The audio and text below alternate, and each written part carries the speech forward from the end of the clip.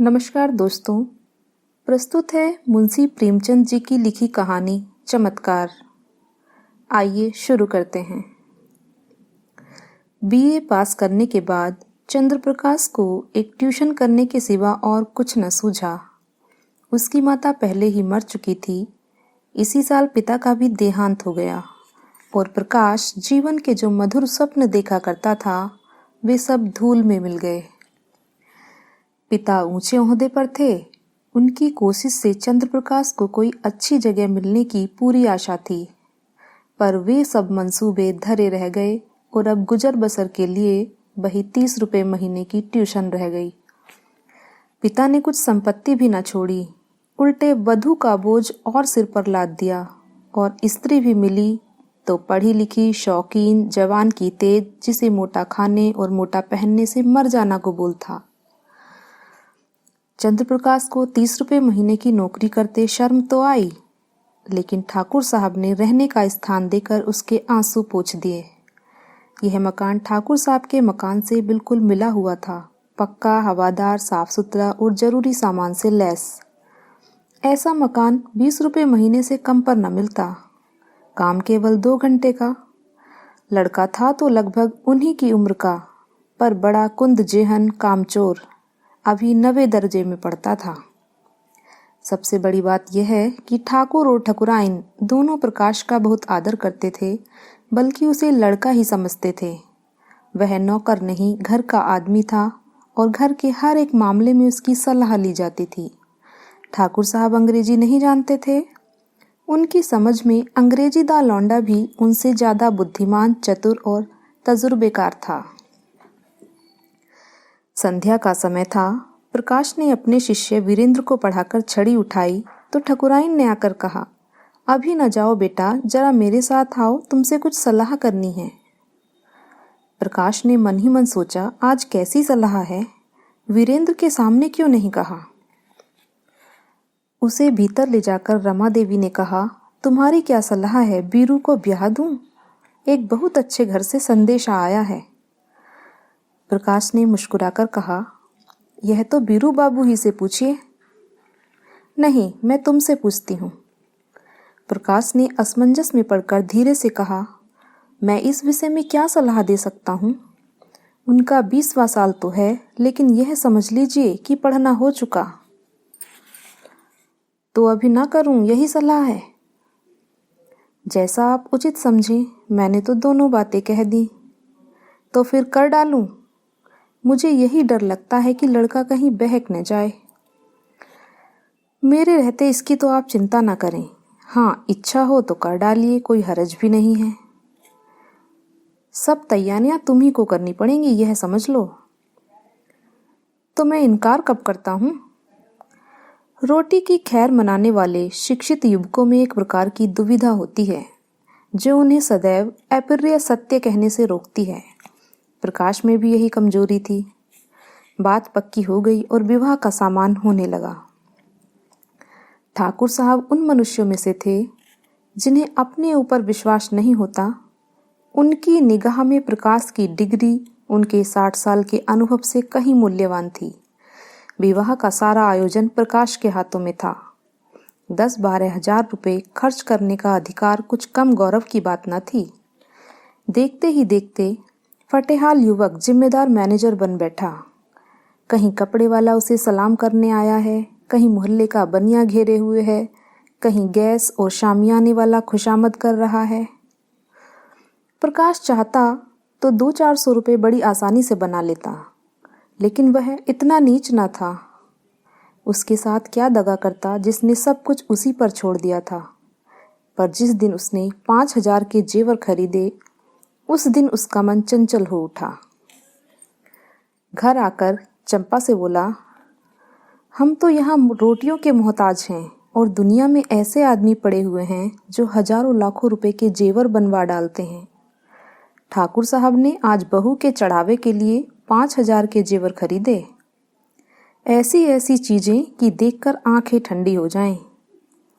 सच कहता हूँ, बाज चीजों पर तो आंख नहीं ठहरती थी।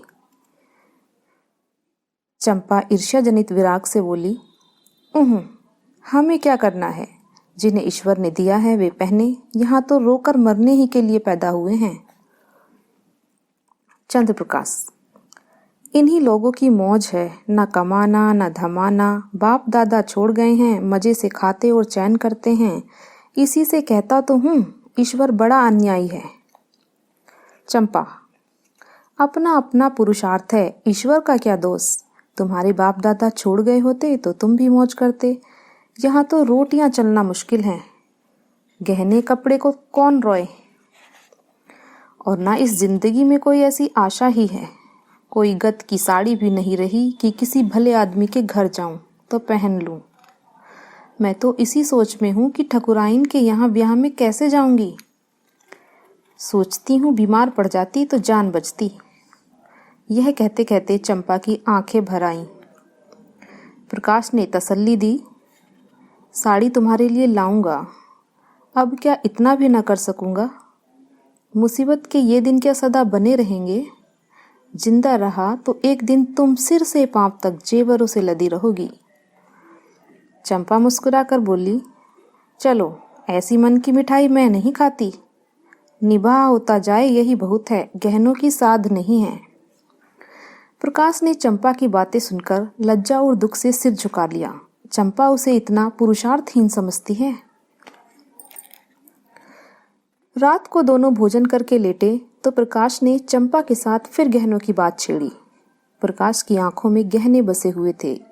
इस शहर में ऐसे बढ़िया गहने बनते हैं, मुझे इसकी आशा न थी। चंपा ने कहा, कोई और बात करो, गहनों की बात सुनकर तो मेरा जी जलता है। वैसी चीजें तुम पहनो तो रानी मालूम होने लगो। गहनों से क्या सुंदरता बढ़ जाती है। मैंने तो ऐसी बहुत सी औरतें देखी हैं जो गहने पहनकर भद्दी दिखने लगती हैं। ठाकुर साहब भी मतलब के यार हैं। यह नहीं हुआ कि कहते इसमें से कोई चीज चंपा के लिए भी लेते जाओ। तुम भी कैसी बच्चों की सी बातें करते हो। इसमें बचपने की क्या बात है। कोई उदार आदमी कभी इतनी कृपणता नहीं करता। मैंने तो कोई ऐसा उदार आदमी नहीं देखा जो अपनी बहू के गहने किसी गैर को दे दे। मैं गैर नहीं हूँ, हम दोनों एक ही मकान में रहते हैं। मैं उनके लड़के को पढ़ाता हूँ और शादी का सारा इंतजाम कर रहा हूँ। अगर 100-200 की कोई चीज दे देते तो वह निष्फल न जाती। मगर धनवानों का हृदय धन के भार से दबकर सिकुड़ जाता है। उनमें उदारता के लिए स्थान ही नहीं रहता। रात के 12 बज गए हैं, फिर भी प्रकाश को नींद नहीं आती। बार बार ही चमकीले गहने आंखों के सामने आ जाते हैं। कुछ बादल हो आए हैं और बार बार बिजली चमक उठती है। सहसा प्रकाश चारपाई से उठ खड़ा हुआ। उसे चंपा का आभूषणहीन अंग देखकर दया आई। यही तो खाने पहनने की उम्र है और इसी उम्र में इस बेचारी को हर एक चीज के लिए तरसना पड़ रहा है। प्रकाश दबे पांव कमरे से बाहर निकलकर छत पर आया। ठाकुर साहब की छत इस छत से मिली हुई थी। बीच में एक 5 फीट ऊंची दीवार थी। वह दीवार पर चढ़कर ठाकुर साहब की छत पर आहिस्ता से उतर गया। घर में बिल्कुल सन्नाटा था। उसने सोचा, पहले जीने से उतरकर ठाकुर साहब के कमरे में चलूं। अगर वह जाग गए तो जोर से हंसूंगा और कहूंगा, कैसा चरका दिया, या कह दूंगा, मेरे घर की छत से कोई आदमी इधर आता दिखाई दिया, इसलिए मैं भी उसके पीछे पीछे चला आया कि देखूं यह क्या करता है। अगर संदूक की कुंजी मिल गई तो फिर फतेह है। किसी को मुझ पर संदेह ही न होगा। सब लोग नौकरों पर संदेह करेंगे। मैं भी कहूंगा, साहब नौकरों की हरकत है, इन्हें छोड़कर और कौन ले जा सकता है। मैं बेदाग बच जाऊंगा। शादी के बाद कोई दूसरा घर लूंगा। फिर धीरे धीरे एक एक चीज चंपा को दूंगा जिससे उसे कोई संदेह ना हो। फिर भी वह जीने से उतरने लगा तो उसकी छाती धड़क रही थी। धूप निकल आई थी। प्रकाश अभी सो रहा था कि चंपा ने उसे जगाकर कहा, बड़ा गजब हो गया। रात को ठाकुर साहब के घर में चोरी हो गई। चोर गहने की संदूकची उठा ले गया। प्रकाश ने पड़े पड़े पूछा, किसी ने पकड़ा नहीं चोर को? किसी को खबर भी हो, वह संदूकची ले गया जिसमें ब्याह के गहने रखे थे। न जाने कैसे कुंजी उड़ा ली और न जाने कैसे उसे मालूम हुआ कि इस संदूक में संदूकची रखी है। नौकरों की कार्रवाई होगी, बाहरी चोर का यह काम नहीं है। नौकर तो उनके तीनों पुराने हैं, नियत बदलते क्या देर लगती है। आज मौका देखा उठा ले गए। तुम जाकर जरा उन लोगों को तसल्ली तो दो। ठकुराइन बेचारी रो रही थी, तुम्हारा नाम ले लेकर कहती थी कि बेचारा महीनों इन गहनों के लिए दौड़ा, एक एक चीज अपने सामने जचवाई और चोर दाढ़ीदारों ने उसकी सारी मेहनत पर पानी फेर दिया।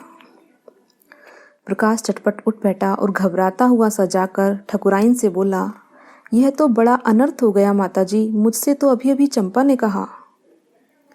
ठाकुर साहब सिर पर हाथ रखे बैठे हुए थे। बोले, कहीं सेंध नहीं, कोई ताला नहीं टूटा, किसी दरवाजे की चूल नहीं उतरी, समझ में नहीं आता चोर आया किधर से। ठकुराइन ने रोकर कहा, मैं तो लुट गई भैया, ब्याह सिर पर खड़ा है, कैसे क्या होगा भगवान। तुमने दौड़ धूप की थी, तब कहीं जाके चीजें आई थी, न जाने किस मनहूस सायत से लगन आई थी। प्रकाश ने ठाकुर साहब के कान में कहा, मुझे तो किसी नौकर की शरारत मालूम होती है। ठकुराइन ने हाथ उठाकर विरोध किया, अरे नहीं भैया, नौकरों में ऐसा कोई नहीं, 10-10 हजार रुपए यूं ही ऊपर रखे रहते थे, कभी एक पाई भी नहीं गई। ठाकुर साहब ने नाक सिकोड़कर कहा, तुम क्या जानो, आदमी का मन कितना जल्द बदल जाया करता है। जिसने अब तक चोरी नहीं की वह कभी चोरी न करेगा, यह कोई नहीं कह सकता। मैं पुलिस में रिपोर्ट करूंगा और एक एक नौकर की तलाशी कराऊंगा, कहीं माल उड़ा दिया होगा। जब पुलिस के जूते पड़ेंगे तो आप ही कबूलेंगे। प्रकाश ने पुलिस का घर में आना खतरनाक समझा, कहीं उन्हीं के घर में तलाशी लें तो अनर्थ ही हो जाए। बोले, पुलिस में रिपोर्ट करना और तहकीकात कराना व्यर्थ है, पुलिस माल तो ना बरामद कर सकेगी। हाँ, नौकरों को मारपीट भले ही लेगी, कुछ नज़र भी उसे चाहिए, नहीं तो कोई दूसरा ही स्वांग खड़ा कर देगी। मेरी तो बस यही सलाह है कि एक एक नौकर को एकांत में बुलाकर पूछा जाए। ठाकुर साहब ने मुंह बनाकर कहा, तुम भी क्या बच्चों की सी बात करते हो प्रकाश बाबू, भला चोरी करने वाला अपने आप को भूलेगा। तुम मारपीट भी तो नहीं करते। हाँ, पुलिस में रिपोर्ट करना मुझे भी फिजूल मालूम होता है, माल बरामद होने से रहा, उल्टे महीनों की परेशानी हो जाएगी। प्रकाश, लेकिन कुछ न कुछ तो करना ही पड़ेगा। ठाकुर, कोई लाभ नहीं। हाँ, अगर कोई खुफिया पुलिस हो जो चुपके चुपके पता लगाए तो अलबत्ता माल निकल आए, लेकिन यहाँ ऐसी पुलिस कहाँ, तकदीर ठोक कर बैठे रहो और क्या। प्रकाश, आप बैठे रहिए, लेकिन मैं बैठने वाला नहीं, मैं इन्हीं नौकरों के सामने चोर का नाम निकलवाऊंगा। ठकुराइन, नौकरों पर मुझे पूरा विश्वास है, किसी का नाम निकल भी आए तो मुझे बराबर संदेह ही रहेगा। ऐसा लगता है कि यह किसी बाहर के आदमी का ही काम है, चाहे जिधर से आया हो, पर चोर आया बाहर से। तुम्हारे कोठे से भी तो आ सकता है।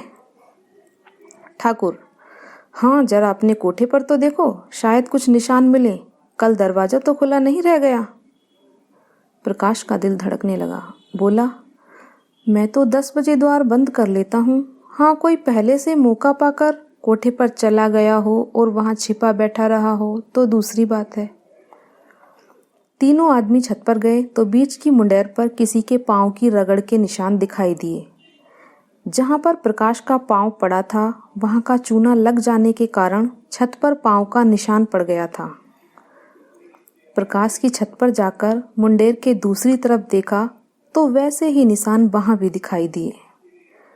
ठाकुर साहब सिर झुकाए खड़े थे, संकोच के मारे कुछ कह न सकते थे। प्रकाश ने उनके मन की बात खोल दी।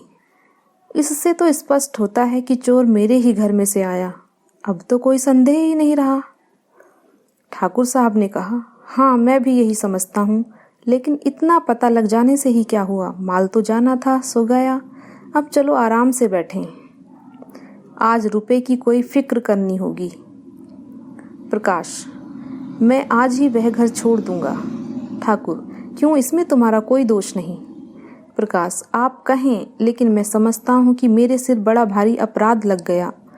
मेरा दरवाज़ा 9-10 बजे तक ही खुला रहता है। चोर ने रास्ता देख लिया। संभव है 2-4 दिन में फिर आ घुसे। घर में अकेली एक औरत सारे घर की निगरानी नहीं कर सकती। इधर वह तो रसोई में बैठी है, उधर कोई आदमी चुपके से ऊपर चढ़ जाए तो जरा भी आहट नहीं मिल सकती।